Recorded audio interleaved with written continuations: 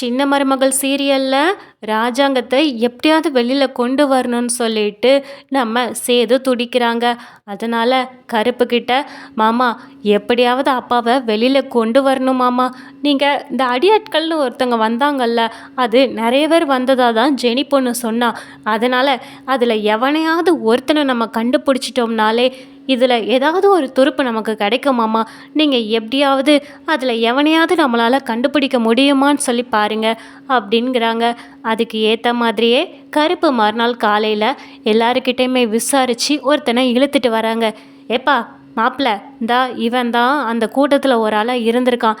இவன் வண்டி மட்டும்தான் ஓட்டிகிட்டு போயிருக்கான். மற்ற எவனும் எங்கே போனாம்னே தெரியலை மாப்பிள்ள. இவனை தான் பிடிச்சிட்டு வந்திருக்கேன், என்னன்னு நீயே கேட்டு விசாரி அப்படின்னு சொல்லி விடுறாங்க.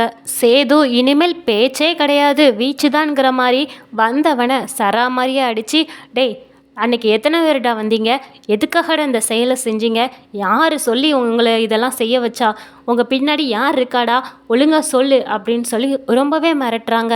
அதுக்கு அவனுமே, ஐயா நான் எதுவுமே செய்யலையா, அன்னைக்கு கூட வந்தது தான் நானே தவிர மற்றபடி அதுக்கும் எனக்கும் எந்த சம்மந்தமும் கிடையாது.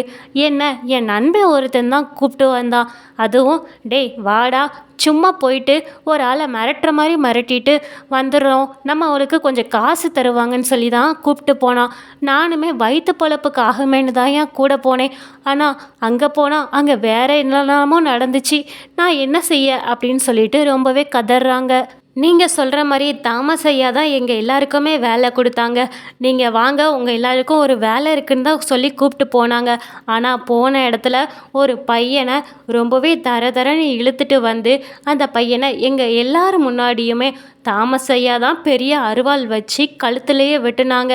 வெட்டின இடத்துலையே அந்த பையன் துடிச்சு கீழே விழுந்துட்டான். விழுந்ததுமே அந்த பையனை என்கிட்ட தான் கொடுத்து இந்த மாதிரி ஊரை விட்டு தள்ளி நீ கொண்டு போய் இதை போட்டு வான்னு சொன்னாங்க. அதனால் அந்த பையனை நானும் இன்னொருத்தனும் தான் வண்டியில் போட்டு கொண்டு போய்கிட்டு இருந்தோம். சரி கொண்டு போய் அதான் போட்டுட்டீங்கல்ல, அப்போ இது எல்லாத்தையும் செஞ்சது தாமஸ் தானே. ஐயா ஒரு நிமிஷம் நான் சொல்கிறத கேளுங்க. நாங்கள் கொண்டுட்டு அப்படி வண்டியில் போய்கிட்டு இருக்கும்போதே அந்த பையனுக்கு உசுர் இருந்துச்சு. எங்களுக்கு மனசே கேட்கல. ஏன்னா நாங்கள் வந்தது கூலிக்கு மாரடிக்க தான், அதுக்குன்னு ஒரு உசுரை எடுக்கணும்னு எங்களுக்கு தோணலை. அதனால தான் நான் நேராக எனக்கு தெரிஞ்ச ஒரு டாக்டர்கிட்ட அந்த பையனை கொண்டு போனேன். கொண்டு போன உடனேயே அவங்க பார்த்துட்டு உசுர் இருக்குது, காப்பாற்ற முடியும்னு சொல்லிட்டாங்க. அதனால் நானுமே எப்பாடுபட்டாலும் அந்த பையனை காப்பாற்றணும்னு சொல்லிட்டு அந்த பையனை உயிரோடு மீட்டு கொண்டு வந்துட்டோம். மாமா இவன் என்ன சொல்லுதான், இவன் சொல்லுறதை பார்த்தா அப்போ நிஜமாவே சக்தி உயிரோடு தான் இருக்கான் போலக்க. சரி அதுக்கப்புறம் என்ன செஞ்சீங்க? இல்லை அப்படி நாங்கள் எந்த பணத்தையும் வெளியில் போடலை அப்படின்னா எங்கள் மேலேயும் சந்தேகம் வரும், எங்கள் உசுருக்கும் ஆபத்தாக இருக்கும்னு சொல்லி தான் அந்த டாக்டர்கிட்டே சொல்லிவிட்டு ஒரு அனாதை பணத்தை அவங்க சொன்ன மாதிரியே தலை இல்லாமல் நாங்கள் ஊருக்கு வெளியில் போட்டுட்டு வந்துட்டோம். அதனால தான் அது சக்தியோட பணம்னு சொல்லிட்டு தாமஸ் ஐயாவும் நினச்சிக்கிட்டு இருக்காங்க. இந்த ஊரே அப்படி தான் நினச்சிக்கிட்டு இருக்கு. சரி நீ சொல்லுத மாதிரியே இருக்கட்டுமே, இப்போ அந்த பையன் எங்கே இருக்கான் அப்படின்னு சொல்லி கேட்குறாங்க. அந்த பையன் ஊருக்கு வெளியில் இருக்கிற என் வீட்டில் பத்திரமா இருக்கான். அந்த பையன் உசுரோடு இருக்கான்னு தெரிஞ்சால் எனக்கும் ஆபத்து, அந்த பையனுக்கும் ஆபத்து. அதனால தான் யாருக்கும் தெரியாமல் வச்சுருக்கேன்.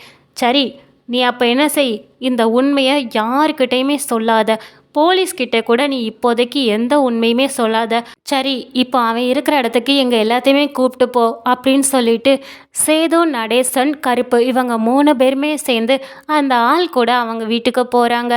போய் பார்த்தா நிஜமாவே அங்கே சக்தி சாகாமல் உசுரோடு தான் இருக்கிறாங்க. சக்தியை பார்த்ததும் தான் நம்ம சேதுவுக்கு கொஞ்சமாவது சந்தோஷம் வருது. ஏன்னா சக்தி கொலை கேஸில் தான் ராஜாங்கம் உள்ளே இருக்கார். எப்படியும் சக்தி உயிரோடு இருக்காங்கன்னா இந்த கேஸே இல்லாமல் போயிடும்னு இப்போ தான் சந்தோஷமே படுறாரு. போனதுமே டேய் உன்னால தாண்டா ஏன் அப்பா அங்கே கம்பி எண்ணிக்கிட்டு இருக்காரு, நீ என்னடானா இப்படி இங்கே வந்து இருக்கிற, நீ செத்துட்டேன்னு சொல்லி அங்கே உசுரே பதறிக்கிட்டு அலையுது, உன்னால் கலவரமே வெடிச்சுக்கிட்டு இருக்குது, அரசியல்காரங்கெல்லாம் இதை வச்சு ஆதாயம் தேடிக்கிட்டு இருக்காங்க, நீ என்னடானா இங்கே வந்து ஒளிஞ்சிட்ருக்க, உன் உசுருக்கு ஆபத்து தான், நான் இல்லைன்னு சொல்லலை, அப்போது என்னையாவது நீ வந்து பார்த்துருக்கணுமா இல்லையா, ஏன் அப்பா உன்னால் கஷ்டப்பட்டுக்கிட்டு இருக்காரு, அங்கே அப்படி என்னதான் நடந்துச்சு ஒழுங்கா உண்மையை சொல்லு அப்படிங்கிறாங்க. அதுக்கு சக்தியுமே, இல்லை நிஜமாவே நாங்கள் 2 பேரும் நல்லபடியாக கல்யாணம் பண்ணி நல்லபடியாக வாழ போகிறோன்னு நினச்சி தான் தாமஸ் அவங்க வீட்டுக்கு போனோம்.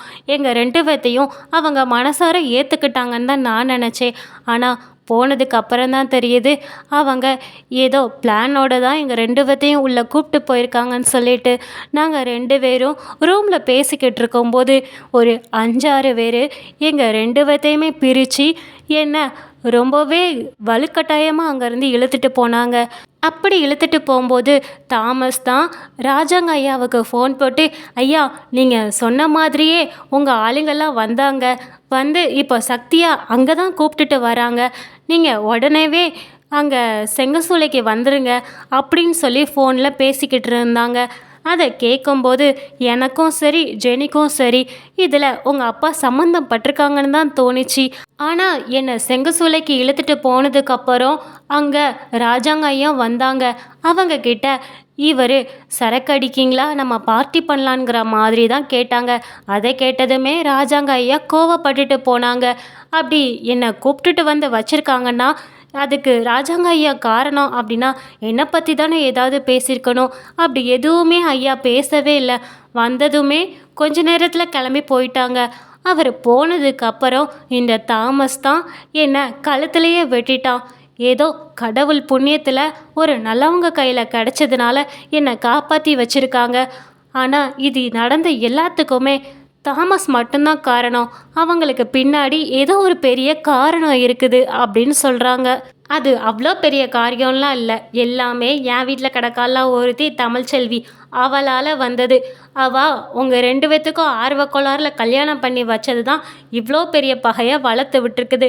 அவள் எதுவுமே அறியாமல் செஞ்சது தான் இப்போது என் அப்பாவுக்கு பாதகமாக வந்திருக்குது. அதை கூட அவள் பொருட்படுத்தாமல் வீட்டிலேருந்து கிளம்பி போயிட்டா மகராசி அப்படின்னு சேது ரொம்பவே திட்டிகிட்டே, சரி இப்போ நடந்த உண்மையெல்லாமே தெரிஞ்சிடுச்சு, நம்ம சக்தியை நாளைக்கே போலீஸில் கொண்டு போய் ஒப்படைச்சிட்டு இதுதான் நடந்ததுங்கிறத சொல்லிட்டு வருவோன்னு சொல்லி சக்தியை கூப்பிட்டுட்டு கிளம்புறாங்க. இப்போ ராத்திரி ஆனதுனால சக்தியை இங்கே விட்டுட்டு போக முடியாது, அவனுக்கு பாதுகாப்பும் கிடையாது. பேசாமல் நம்ம வீட்டுக்கு கூட்டிகிட்டு போயிடுவோன்னு சொல்லி சேது அவங்கள வீட்டுக்கு கூட்டிகிட்டு வராங்க சக்தியை. ஆனால் சேதுவுக்கு தெரியாது இருக்கிற எல்லா எதிரியுமே அவங்க வீட்டுக்குள்ளே தான் இருக்குன்னு சொல்லிட்டு. வீட்டுக்குள்ளே சக்தியோட சேது வரதை பார்த்ததுமே அம்மாச்சி எல்லாத்துக்குமே ரொம்பவே அதிர்ச்சியாக இருக்குது. அதுவும் ஈஸ்வரிக்கு சொல்லவே வேணாம். என்னடா இவனை போய் கூட்டிகிட்டு வந்துட்டான், இவன் செத்துட்டான்லாம் சொன்னாங்க அப்படின்னு எல்லாருமே வாயில் கை வச்சு பார்த்துக்கிட்டு இருக்கிறாங்க.